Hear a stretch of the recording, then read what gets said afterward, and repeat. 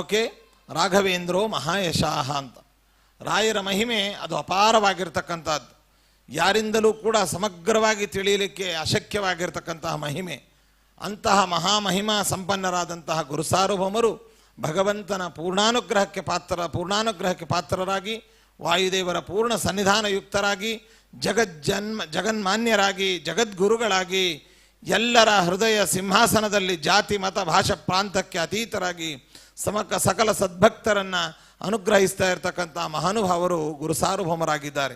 ಅದ್ಯಾಪಿ 348 ವರ್ಷಗಳಿಂದಲೂ ಕೂಡ ಬೃಂದಾವನದಲ್ಲಿ ವಿರಾಜಮಾನರಾಗಿ ತಮ್ಮ ಬಳಿ ಬರುವಂತಹ ಭಕ್ತರ ಕಷ್ಟ ನಿಷ್ಠೂರಗಳನ್ನು ಪರಿಹರಿಸಿ ಅವರೆಲ್ಲ ಇಷ್ಟಾರ್ಥಗಳನ್ನು ಪೂರೈಸುವಂತಹ ಮಹಾಗುರುಗಳಾಗಿ, ಮಹಾವರಪ್ರದರಾಗಿ ವಿರಾಜಮಾನರಾಗಿದ್ದಾರೆ ಗುರುಸಾರ್ವಭೌಮರು.